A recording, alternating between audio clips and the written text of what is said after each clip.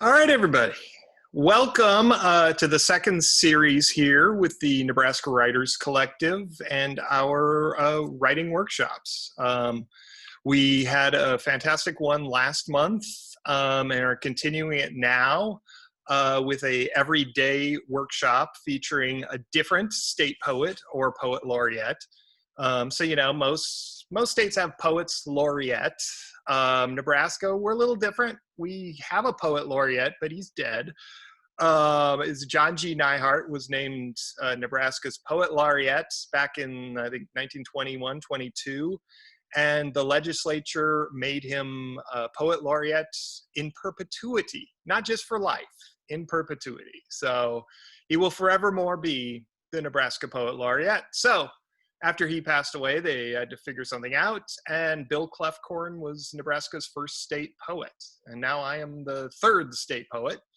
Again, I'm Matt Mason. I've got a couple books out. I've done poetry programming for the United States State Department in 4 different countries. I've published a lot of poetry, and I'm excited to be here.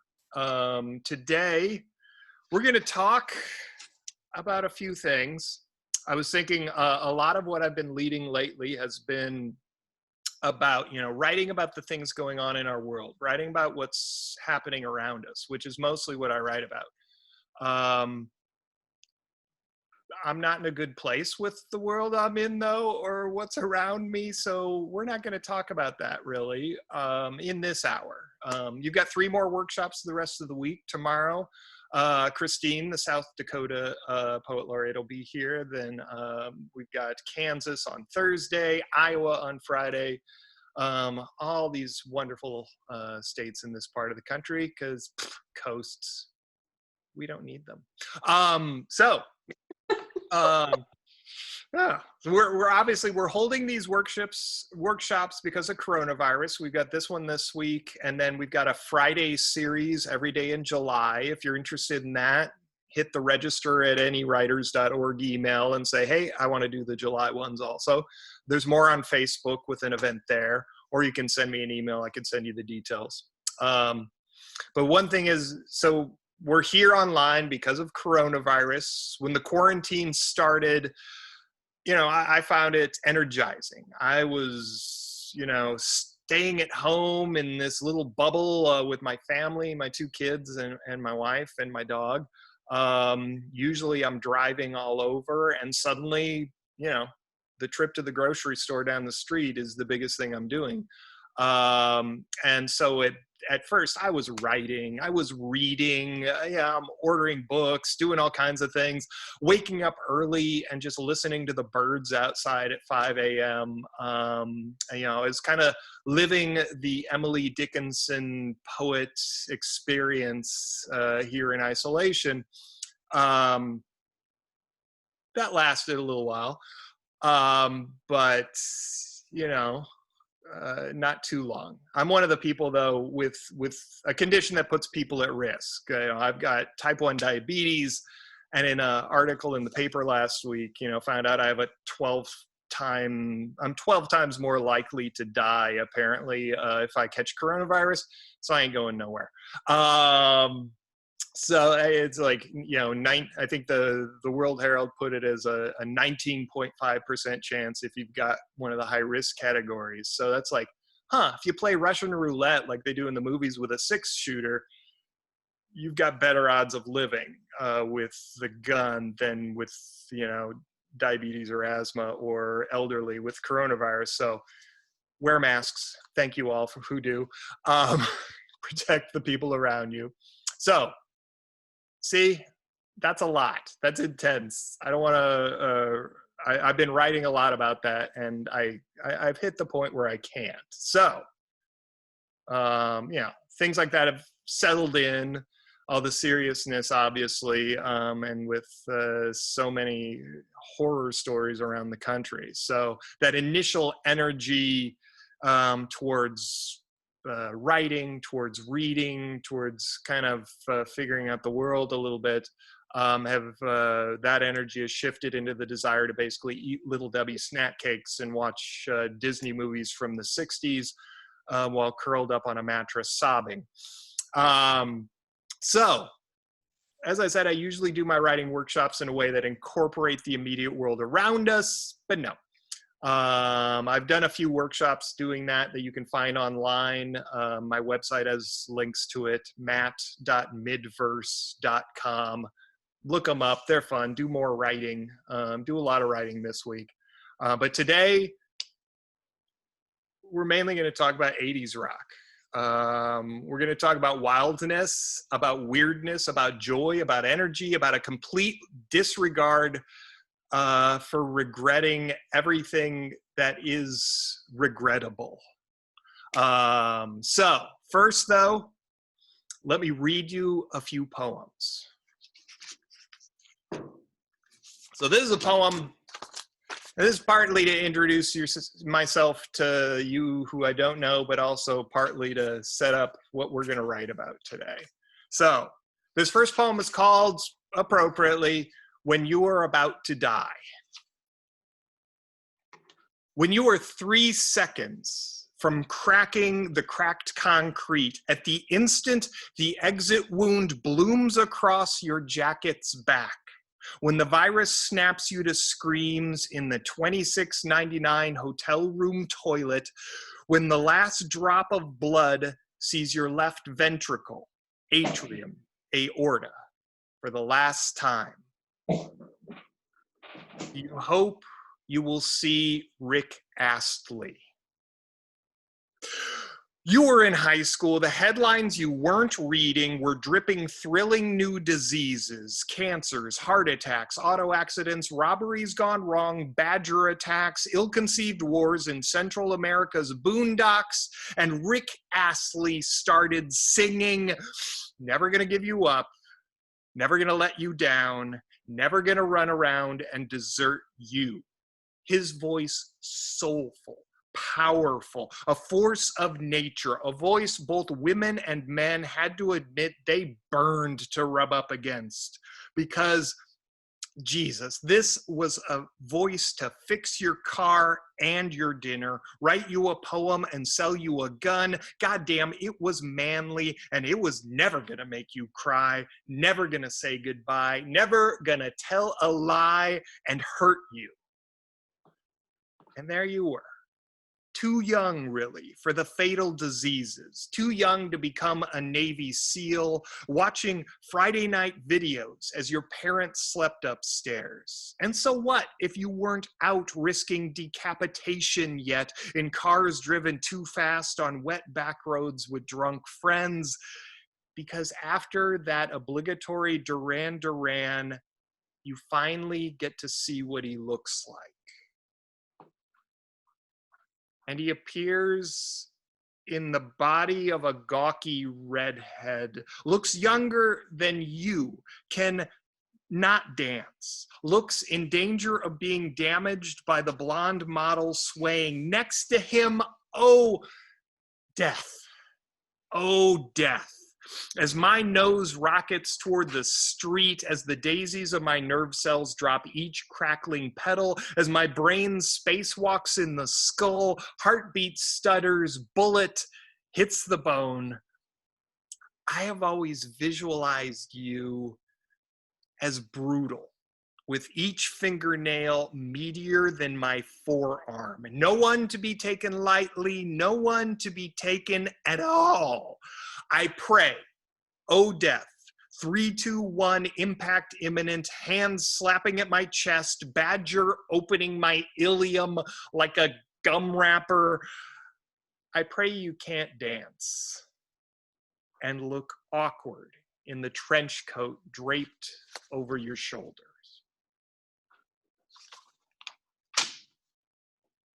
That is poem 1 for you. Again, for those who missed the intro, we are talking 80s rock. We are talking guilty pleasures. So with that, here's a poem I was just working on a few days ago, kind of getting ready for this writing prompt. Doesn't have a title yet.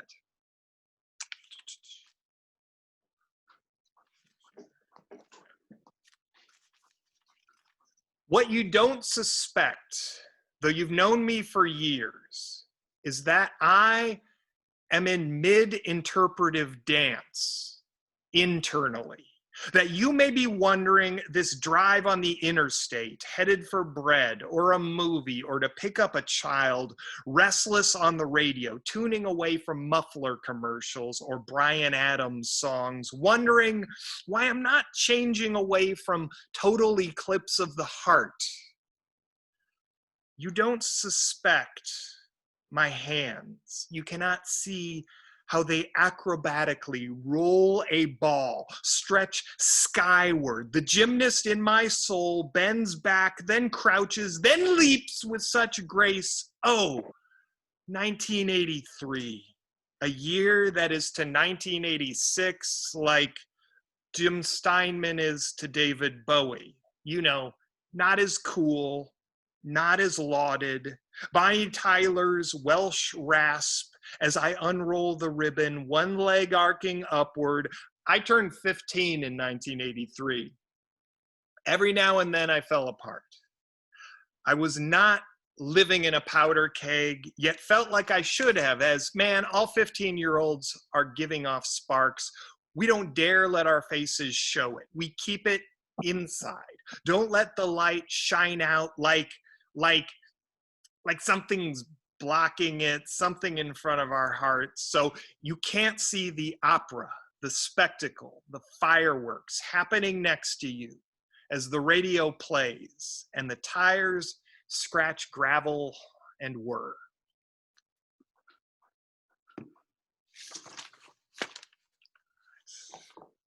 Two more poems as we prepare here.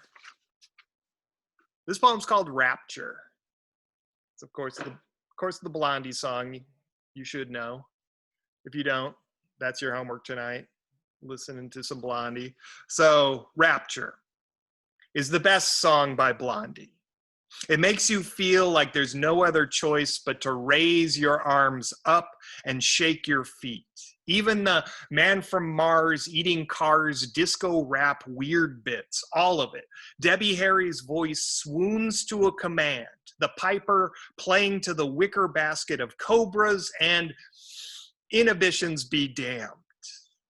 Though, when you hear it in a Chipotle in your 40s, seated across from your 9-year-old daughter, you realize there are limitations to enchantments, to how much you can get away with shaking that once you could let it all go, and who would care? Could carpe all the damn DM you dare, and in this chain burrito experience, in this age of graying hair, this rapture, where while gravity holds you tight to your chair, all around you, others are lifted, one by one, into the air.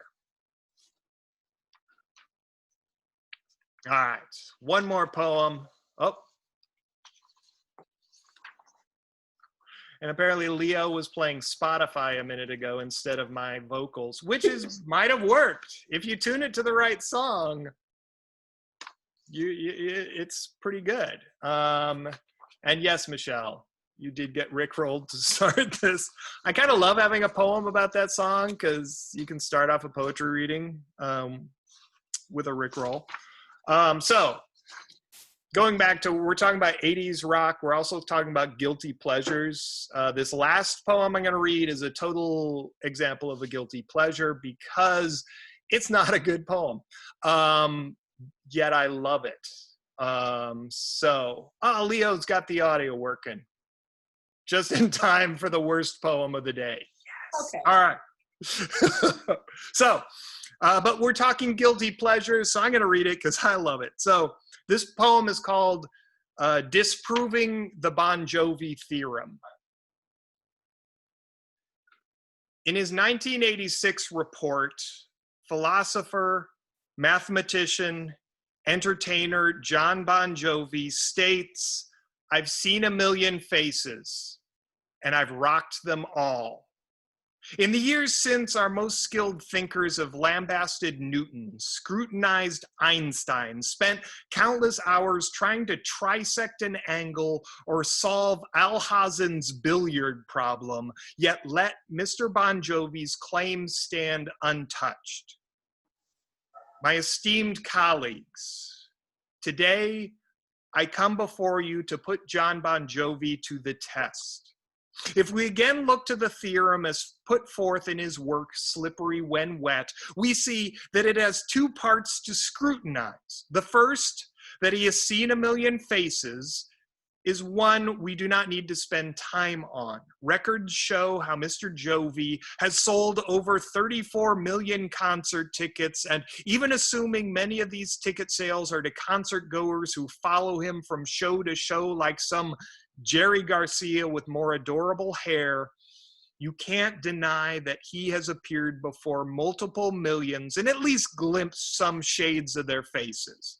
Stubborn skeptics might then query, well, so he's seen over a million faces. He says he's only seen a million, but the structure of Mr. Jovi's language is clearly meant to convey how he has seen not less than a million faces.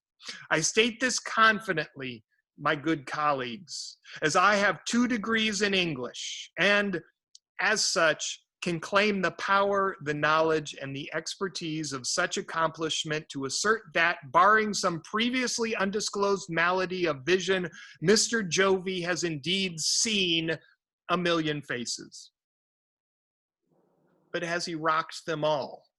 This is what we need to question, wondering every concert goer, every waitress, every masseuse, every heating and air conditioner repairman, every convenience store clerk, caddy, roadie, au pair, has he rocked every single face at least once?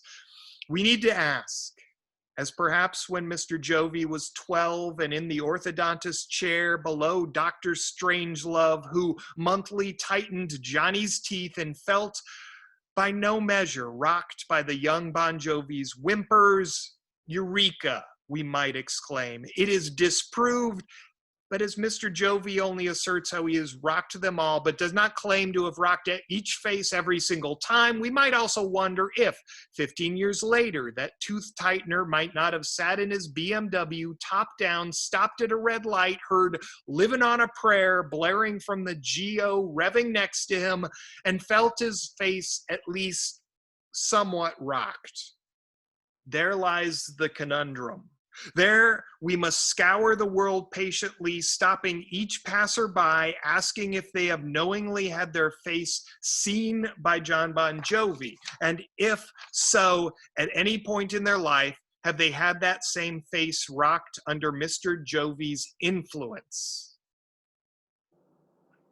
You will find the questionnaires in the back of this book. Please fill them out truthfully and completely. Your help is important as, despite having earned 2 whole degrees in English, despite the rights and privileges such honors hold, my resources are limited. And for the record, though I have only seen several thousand faces, I do feel that I have rocked nearly everyone. There.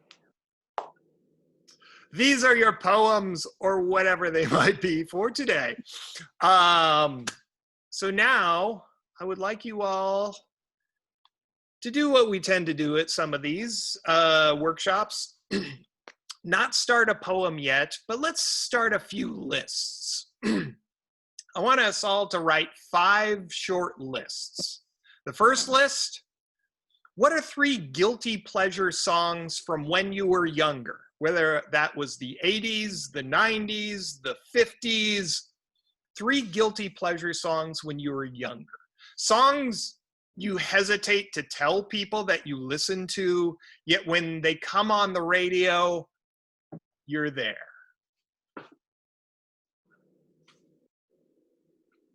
So 3 songs.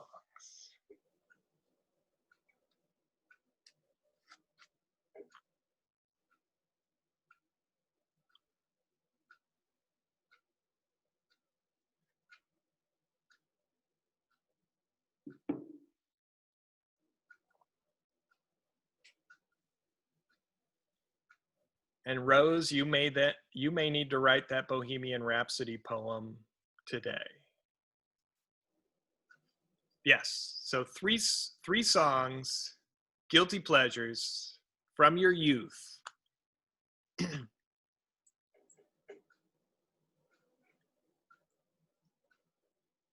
second, don't think too much. I mean, my gosh, I could list about 20 songs, many of which I haven't written about. Man, we haven't even gotten back to my Air Supply days. All right. So 3 guilty pleasure songs. The second list I want you to make, what lines from those songs, from the lyrics of those songs, are the absolute worst? Take a minute to Google if you need to and thumb through. But try to find at least one line from each of the 3 songs on your list. Which ones are the worst? And actually, while you're looking for those, also look for what line. The third list is, what are the lines that hit you, make you nod your head? Which ones do you feel when you hear them? You remember your youth in a different way, or what it felt like to hear that song in a car in 1982 Ford Escort, whatever it was. So absolute worst lines and the lines that you feel. Possibly they're different, possibly they're the same.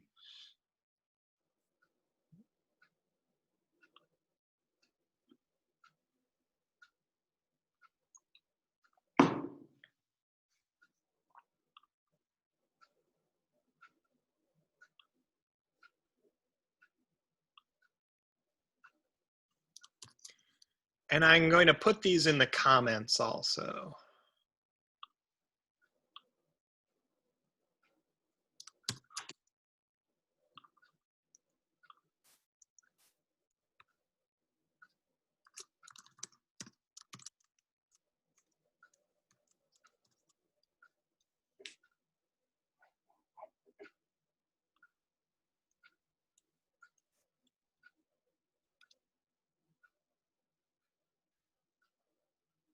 So that's 3 of the 5 lists. 3 guilty pleasure songs from when you were younger. What lines are the worst?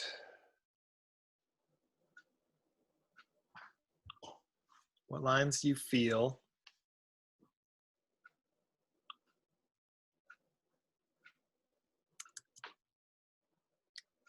And then something just a little more general, something that may be about the musicality of the song, something else about the song. What do you love about the song? And maybe that's explored in the list item number 3, the line that hits you. But maybe it's the situation, maybe it's an emotion you feel, maybe it's something about one time when you heard it. What do you love about each of these 3 songs? And if you find yourself really focusing on just one of the songs or 2 of the songs, that's okay. You won't flunk my class.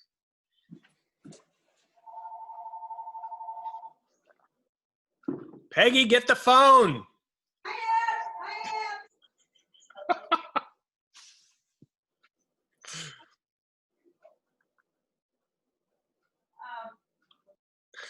I'm muting Peggy for privacy.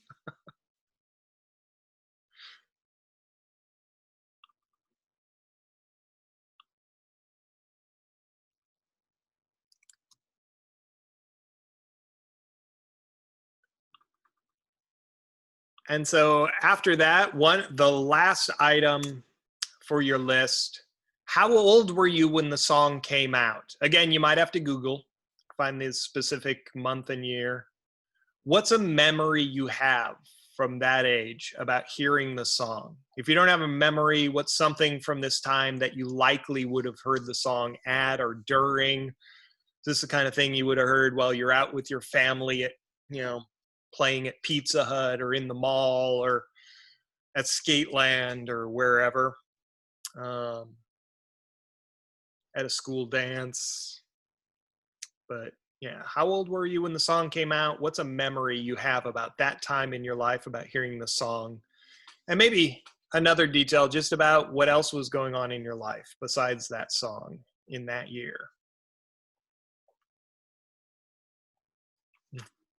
Peggy, I muted you for your privacy, just so you know.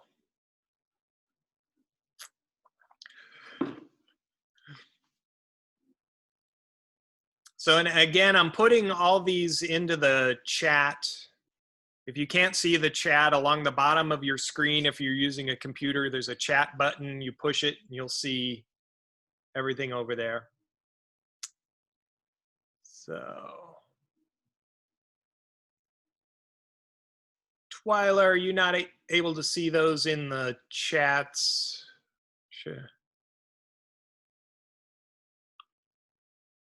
Yeah.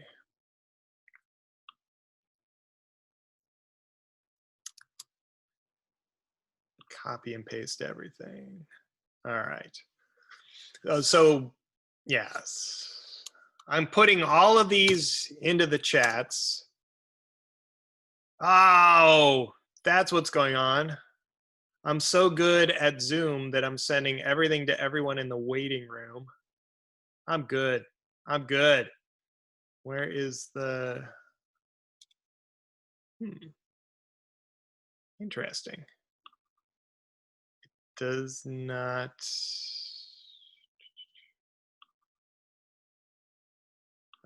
there we go. Okay.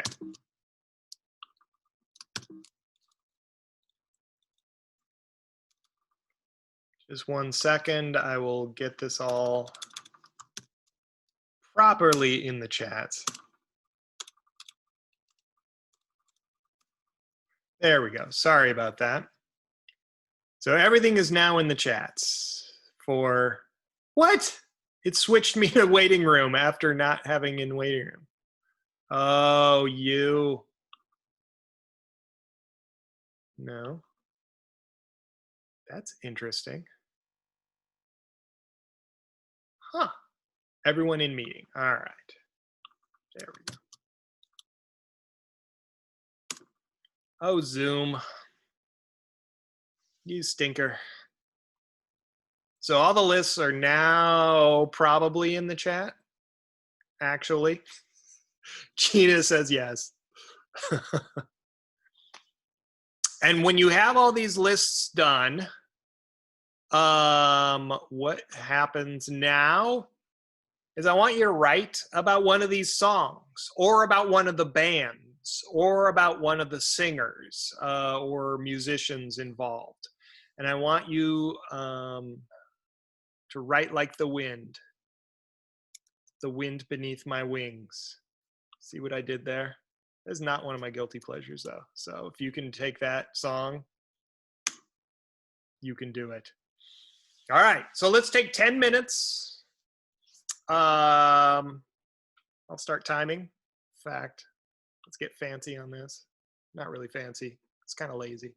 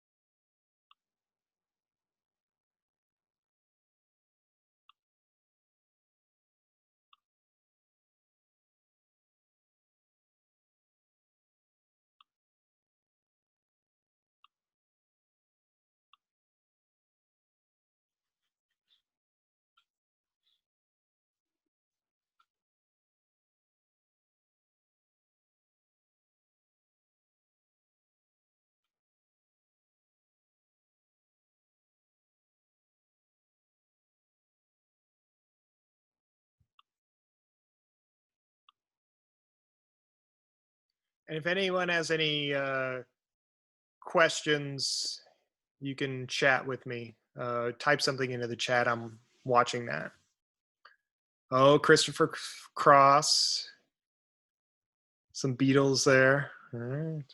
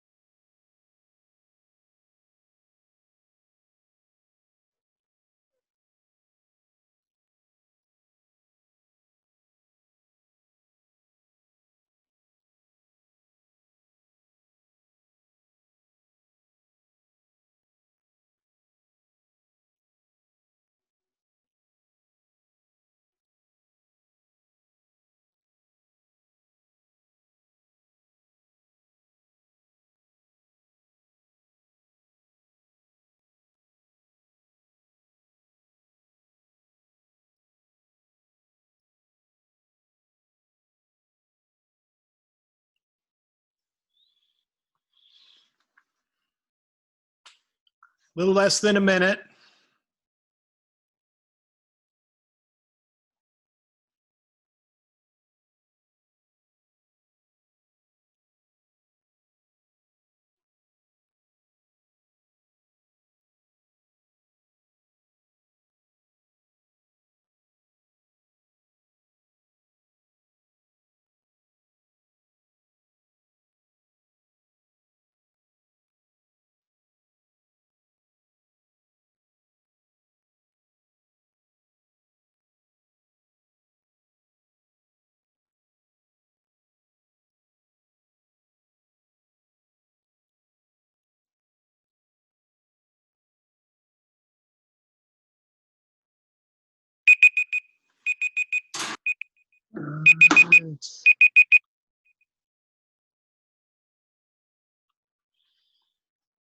All right. So, we've all been writing for 10 minutes. Would anybody like to share either a little bit about what you were writing about, a few lines, a whole poem? What do you got? Any volunteers? I would love to share, Matt, because now I'm going to be saying there's a fly. All right. Oh, hold on, you cut out. Is that your microphone or is it mine? Oh, there. Oh. Can you hear? Or, okay, can you talk and we'll see if we hear you? I don't. Anybody else? No, we can't hear you. We heard you at the beginning for some reason.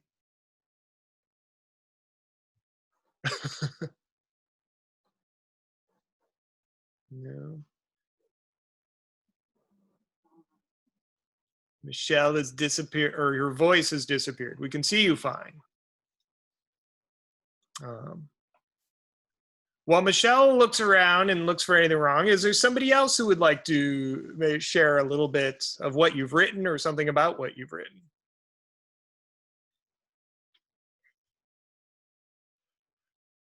Rose, would you like to jump in? See you in the chat.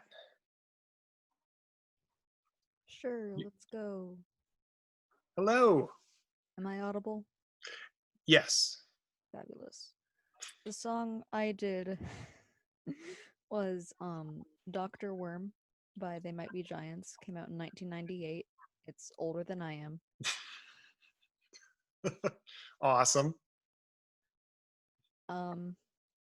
It's the reason I picked it is because not a lot of people know it, and it's just weird, but at the same time it kind of strikes a chord if you listen to it in more ways than one. Cool. I guess I can read it. Sure. Good morning, how are you? I feel like a Dr. Worm. There are plenty of things we have in common. For example, I'm interested in things. I like to play the drums. I can't hear the doorbell. Is that from the drums themselves or the hearing damage they cause? I'm Dr. Worm. I'm not a real doctor. I guess I'm not a real worm either, but really, how much of what we are is real? Am I a doctor or am I a worm? If I'm a worm, I'm a doctor-like worm. Someday, somebody else besides me will listen to this song and love it. Someday, somebody else besides me will call me by my stage name. Someday, somebody else besides me will feel the worm in their soul that just wants to be in a band. They'll feel the worm in their soul that wants to go outside and play in the dirt and the dead leaves. The worm in their soul that can breathe and live underwater. The worm and soul that wants to sit. The worm in their soul that wants to sit in the car with their big sister and listen to songs that are weird and unique and strike a chord with you. Can worms even drive cars? I guess if they play drums, then who knows what they can and can't do. Nobody gets to tell them what they can't do, and nobody gets to tell them what isn't real. Nobody gets to tell them that real worms don't play the drums and have doorbells and have a friend who's a mole and also a religious leader. Because worms don't care what you say. A worm just lives like a worm. I want to live like a worm. So call me Dr. Worm. Yay. Great jumps around in that. I love the worm in my soul. Is that from the song or is that your edition? Nice. Very nice. I'm going to have to look that song up. I've listened to a lot of They Might Be Giants, but that one doesn't jump to mind yet. So thank you, Rose. Okay, did I Oh. fix it?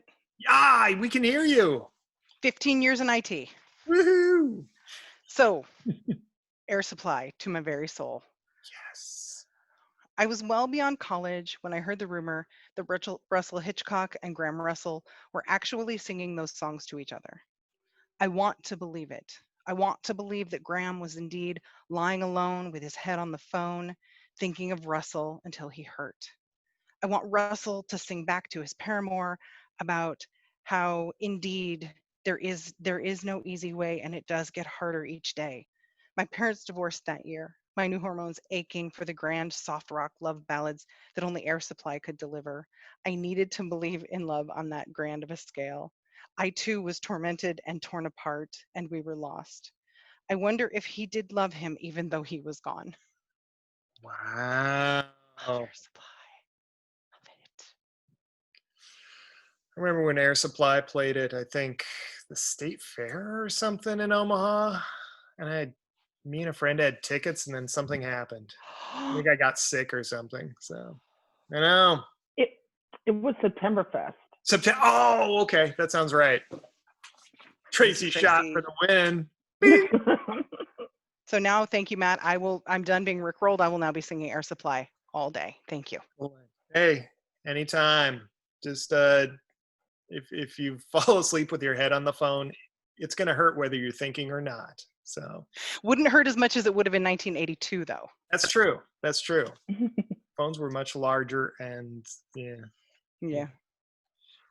Would anybody else like to share some or all? I see Tracy Schott's hand.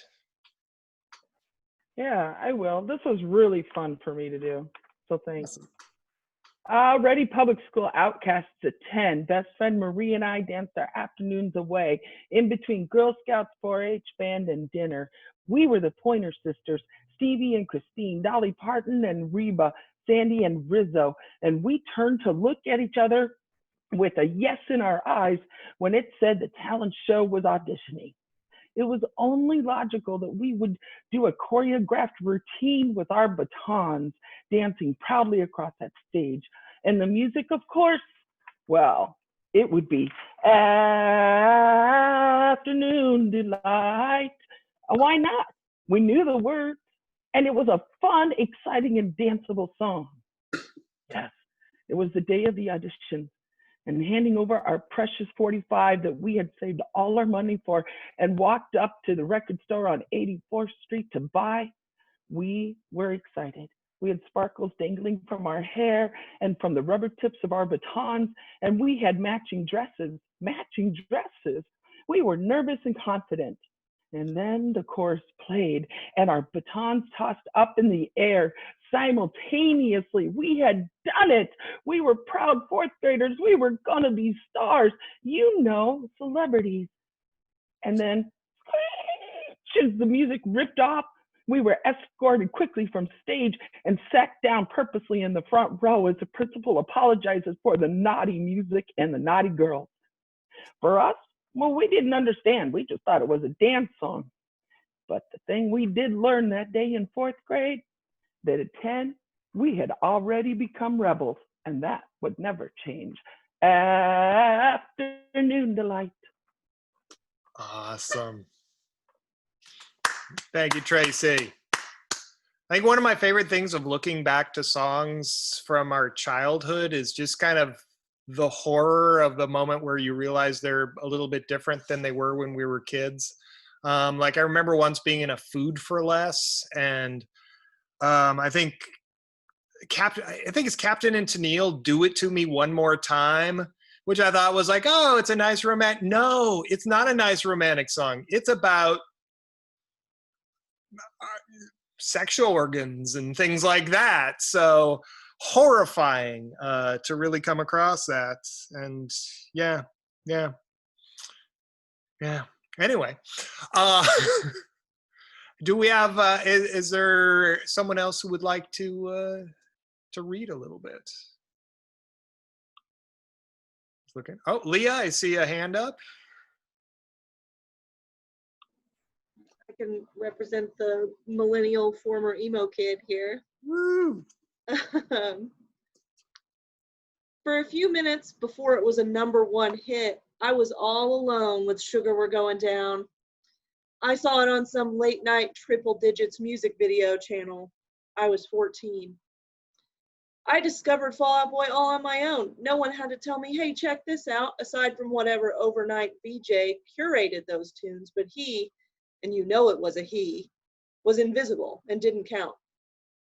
That night, I was alone with Patrick Stump in deer antlers, and he was more than I bargained for, and when I look back, I know exactly why. I loved songs about that impossible wall that kept boys too awkward away from girls of their dreams. And if I could reach back through time and tell one thing to myself, I would say, baby, it's not the boy. Woo! Nice. Thank you, Leah. Thank you. That's embarrassing to share. It all is. That's what today is about. Oh, and Leo, his microphone's not working, so he put into the chat. Oh, and Gina. Oh, some comments about the poem there. Yeah. Oh, Leo writing about Africa. Awesome. I've been seeing a lot about that on Twitter. It's like how awkwardly colonialist the song can be, considering the guy who wrote it's never been to Africa, and it's all kind of like it's more than just a continent, dude. Though it's funny, one of those things where I did a State Department poetry project in Botswana and could not get that song out of my head because I was in Africa. And then I was renting a car and I go into the dealership and it's actually playing on the radio. And it took me a couple minutes to realize it was actually playing in the room because it had been playing in my head so much. So there you go. Little known facts. Oh, new message. All right. Do we have you, Tyler? We've got one more person who wants to share with us. Don't have to. Figure I'd try before we cut it. Anyone else? Going. All right. Oh, wait. Sheila, were you going to read or? Oh, you're just you're on mute, so I can't tell. But it's all right. Oh, more in chat from Jessica. All right. Well, thank you all for coming today. We've got more for the rest of this week. Again, we have the South Dakota Poet Laureate tomorrow, again at 12:30. Then we go to Kansas with Huascar, and on Friday it is Iowa with Deborah. And then next month we've got a whole new series every Friday, also at 12:30 to about 1:30. So come back for more. And this video, it's recording, and I will put this on our YouTube channel. I'll send a link to everybody who was here today. If you have any questions about this or the other bits of the reading series, let me know. But otherwise, I'm going to share that wonderful screen with the schedule for the rest of the week. Thank you all for coming, and hope to see many of you tomorrow.